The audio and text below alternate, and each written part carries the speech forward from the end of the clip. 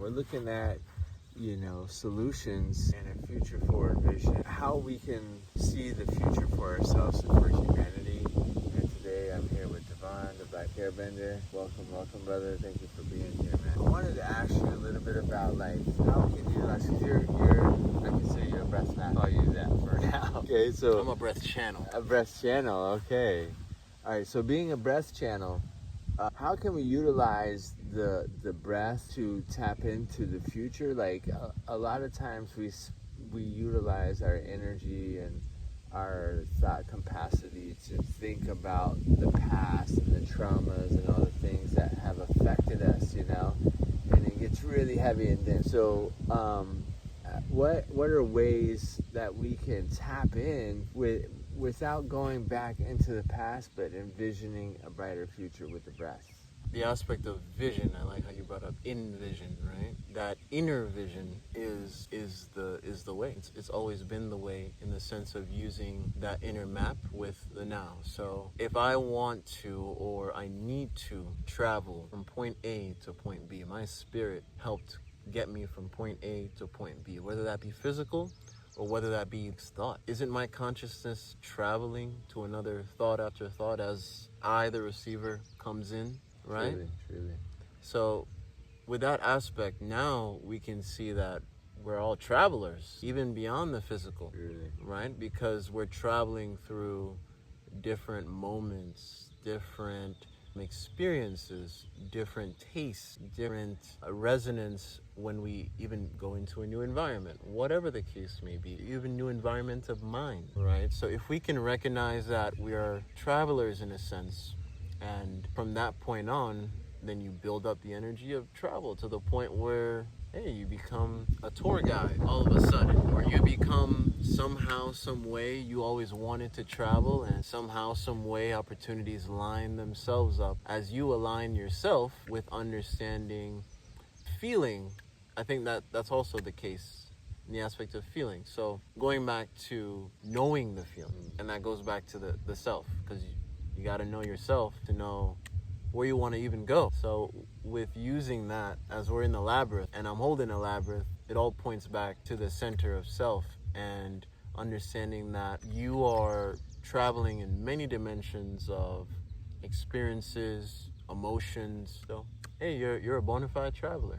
Time travelers we are, for sure. Indeed. And just as easily as we can travel into the past and revisit, the butt whippings and the life just kicking us down, we can. I want to connect to future, right? Yeah. So if I go from point A to point B via walking, and I do that every day, is that not a meditation? Whether I go from point A to my job or point A to school, if you've done it over time, it instills in you to the point where either it's a good stressor, or however you want to define the stressor.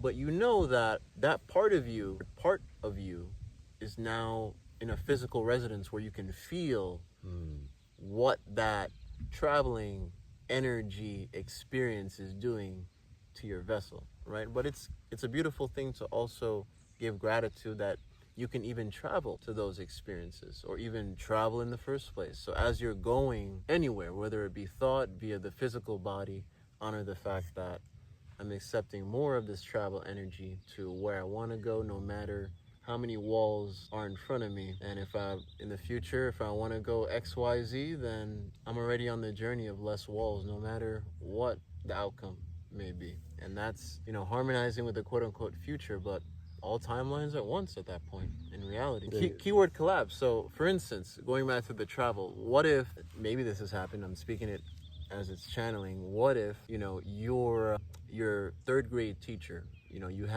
you were really good in her school, etc. You're really good in her classes, and then you become an adult, and that third grade teacher apparently is a U.S. Embassy person, and that allowed you to quote unquote travel. You somehow came back into your life somehow, in some way, and then said, hey, you have trouble traveling? I can help you.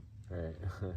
Instances like that. I'm sure there's many stories, of how our past somehow, some way, without you even forcing it in many cases, right?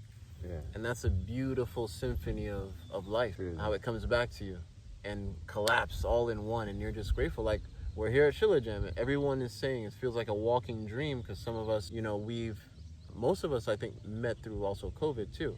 Yeah. So that was a time where everyone was really deep within themselves too, and you can feel the implosion of community, and now it's becoming even more wholesome in a genuine, powerful way. Beautiful, bro. Thanks for sharing, man. Last question for you, man. What, as far as your personal journey and what you're creating, and you're an inventor essentially. I'm a channeler. You're a channeler, and Whatever comes out this channel, hey, because the brain is a receiver, and God is just breathing through us. I'm using all of God's elements as it comes through and sharing. Yeah. What do you see for yourself, your art, how you're, sharing and expressing your breath work and things like that for, let's say, like 10 years from now, if you could fast forward, what would you be creating in 10 years from now? I would say just more breath art, where it's more cohesive no matter what generation we're in. So making timelessly fun and timelessly impactful. Crucial. Well, brother, thank you so much, man, for joining us in the Cypher today. You guys, if you're not already connected with Devon the Black Airbender, go and check out his IG page, and we're going to put all the links in here for you, and you can tap into the breath. I know you've got a lot of stuff on YouTube and things as well. I do right? Devon the Black Airbender on YouTube. All right, fam. Y'all take care.